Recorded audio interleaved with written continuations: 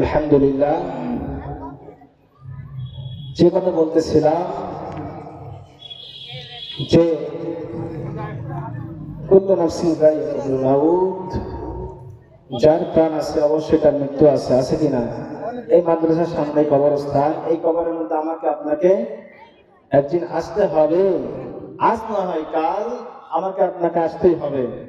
সেই জন্য যখন আসবো, আসার আগে আমাদেরকে প্রস্তুতি গ্রহণ করতে হবে না? প্রস্তুতি গ্রহণ করতে হবে।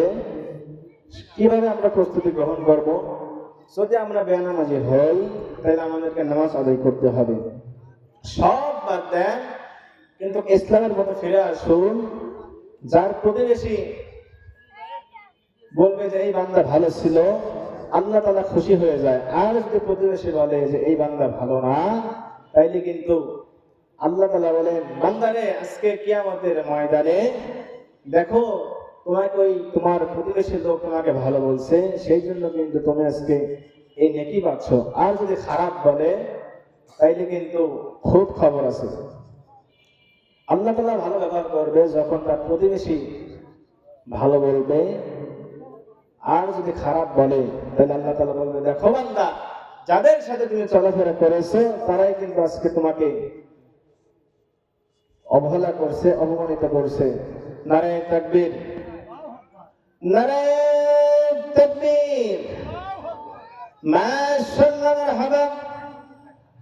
আল্লাহর এক বান্দা 250 টাকা দান করেছে, একটা হাত তুলে দিয়ে আল্লাহুম্মা আমিন। রাব্বানা যালামনা আনফুসানা وإن لم تغفر لنا وترحمنا لنكونن من الخاسرين ربنا يا ربنا মাফ করে দাও আমাদের জীবনের গুনাহ, কবরের আযাব যদি মানুষ দেখিত, ঘর বাড়ি ছাড়িয়া রে ফানা হইত। তুমি যদি মাফ না করো তোমার বান্দারে, তোমার বান্দা যাবে গুনাহ লইয়া কবরে। আল্লাহ তাআলা তোমার এক বান্দা তোমার ঘরে, তোমার হাবিবের ঘরে মাদ্রাসার জন্য দান করেছে।